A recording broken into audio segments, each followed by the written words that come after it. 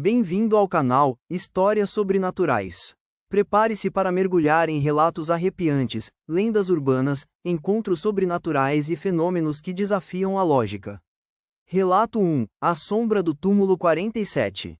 Havia uma lenda entre os moradores de um vilarejo esquecido pelo tempo. Quem caminhasse sozinho pelo cemitério São Bartolomeu à meia-noite, jamais retornaria com a alma intacta. Diziam que ali, enterrado sob o túmulo número 47, descansava, ou fingia descansar, um homem que em vida fizera um pacto que jamais deveria ser quebrado. Na noite do dia 2 de novembro, Davi, um jovem cético, decidiu provar que tudo não passava de superstição. Carregando apenas uma lanterna e um gravador, ele entrou pelos portões enferrujados do cemitério. O ar estava mais frio do que o normal. O silêncio era tão profundo que nem os grilos ousavam cantar. As lápides antigas se inclinavam como se estivessem tentando sussurrar segredos. Davi seguia firme até o centro do cemitério, onde ficava o túmulo 47. A lanterna começou a falhar. A luz tremeluzia, criando sombras grotescas nas estátuas de anjos, agora parecendo vigiar cada passo dele com olhos de pedra. Ao encontrar o túmulo, Davi leu a inscrição: Aqui jaz aquele que não conheceu o descanso. Reze, ou sofra com ele. Ele riu, terror barato. Mas, ao virar para sair, algo mudou. O caminho pelo qual veio parecia diferente. As lápides não estavam mais nos mesmos lugares. Os portões haviam desaparecido. Ele não estava mais no mesmo cemitério, ou talvez, não estava mais no mesmo plano. Um sussurro gelado percorreu seu ouvido. Por que você acordou o que dormia? Ele se virou bruscamente, mas não havia ninguém. A lanterna caiu no chão e se apagou. O gravador, por sua vez, ligou sozinho, reproduzindo a própria voz de Davi, mas distorcida, como se fosse ele, e ao mesmo tempo, algo mais. A risada abafada de um homem ecoou, vinda de todos os lados. Passos arrastados começaram a cercá-lo. Mãos pálidas saíam da terra, tentando agarrá-lo pelos tornozelos. Ele correu, tropeçando, gritando, mas o cemitério parecia se estender para sempre. A cada vez que passava pelo túmulo 47, ele percebia que estava preso em um ciclo sem fim. No amanhecer seguinte, os guardas do vilarejo encontraram apenas o gravador de Davi ao lado do túmulo 47, tocando sem parar a mesma frase: Agora eu sou o que vigia o sono dos mortos. Dizem que, desde aquela noite, o túmulo 47 respira. Seu mármore está quente como carne viva. E, às vezes, quem passa por ali à meia-noite, ouve gritos vindos de dentro da terra. Relato 2: A maldição do cemitério de Pedra Branca, no coração seco do sertão nordestino, entre caatingas retorcidas e caminhos de terra rachada, existe um povoado esquecido chamado Pedra Branca. Ali, o tempo parece ter parado, e o sol castiga a terra durante o dia com fúria. Mas é à noite que o verdadeiro terror desperta, especialmente no velho cemitério atrás da igreja de barro, onde nem os urubus ousam pousar. O povo conta em voz baixa, como quem teme despertar o que dorme, que o cemitério abriga os restos de 6 jagunços amaldiçoados, mortos numa noite de lua cheia após um pacto profano com o coisa ruim. Eles eram homens sem alma, que espalharam o medo pela região com faca e bala.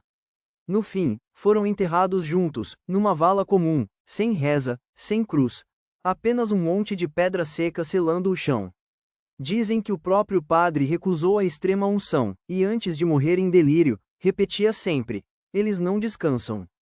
Eles esperam. Décadas se passaram, e a história virou lenda. Até que João Vitor, um estudante de história da capital, chegou ao vilarejo para escrever sobre as lendas do sertão. Racional, debochado, riu da advertência dos moradores: não pisa no cemitério depois que o sol se deitar. Nem por curiosidade. Naquela mesma noite, por volta das 11h30 da noite, João seguiu sozinho para o cemitério. O céu estava limpo, mas uma névoa seca e branca cobria o chão, como se o próprio solo estivesse exalando um suspiro de aviso. O silêncio era tão profundo que nem os grilos se manifestavam. A cruz de madeira na entrada estava caída, comida por cupins. Com o gravador em mãos, João caminhava entre túmulos rachados, fotografando inscrições gastas pelo tempo. Mas ao chegar no monte de pedras no fundo do cemitério, sentiu o chão tremer. Uma brisa fria, impossível no sertão àquela hora, passou por ele. Os bois mugiram de longe. E então, ouviu: "Você não devia ter vindo." Virou-se. Nada. Apenas a lua alta, pálida. Mas então, os sinos da igreja começaram a tocar sozinhos. Ele correu, mas parecia preso em um ciclo. Toda a trilha o levava de volta ao monte de pedras. E foi então que as pedras se moveram. Lentamente, revelando mãos secas, ossos cobertos de terra, e olhos que brilhavam como carvão em brasa no escuro. 6 figuras se ergueram da terra, com facões enferrujados nas mãos, e olhares que atravessavam a alma. João gritou, mas o som não saía. O gravador caiu e continuou registrando, o que veio depois ninguém sabe ao certo. Na manhã seguinte, o povo encontrou apenas o boné e o gravador de João aos pés do monte.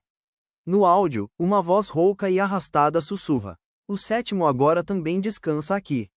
Hoje, dizem que a cada lua cheia, mais um estranho desaparece. O monte de pedras cresce.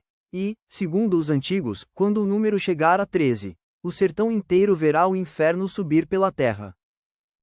Relato 3. O 7º nome do jazigo, no topo de uma colina silenciosa, cercada por árvores tortas e esqualidas, está o cemitério municipal de Santa Lúcia, um lugar pequeno, antigo, e conhecido por um único detalhe: o jazigo 213, feito em mármore negro, com entalhes em ouro e portas de ferro fundido.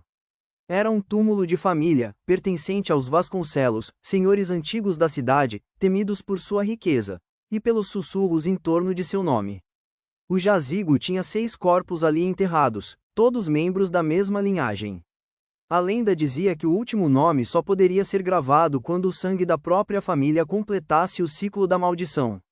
Desde o enterro do 6º Vasconcelos, há 40 anos, o jazigo permanecia trancado, sem flores, sem visitas, mas sempre impecavelmente limpo.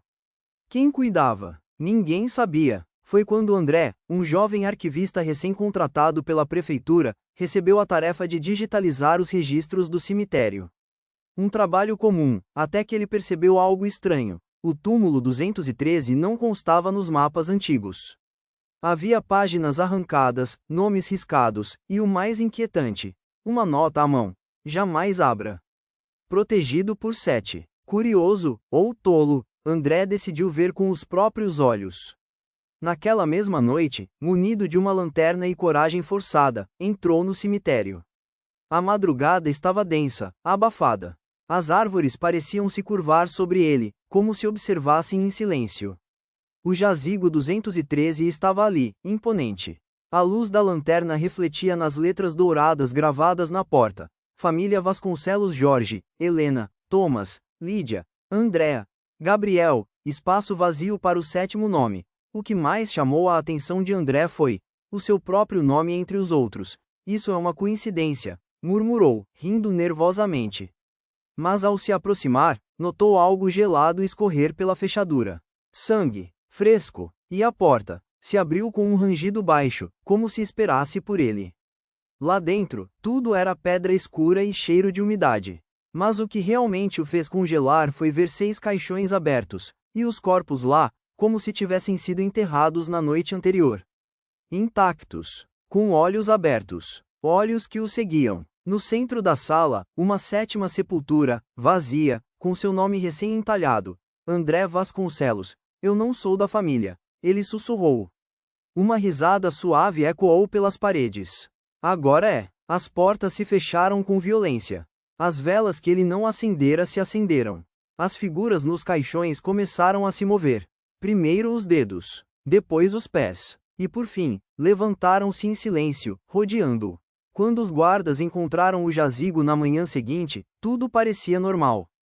Trancado, intocado, mas no registro, um novo nome havia sido gravado, agora completo: André Vasconcelos 1995 a 2024.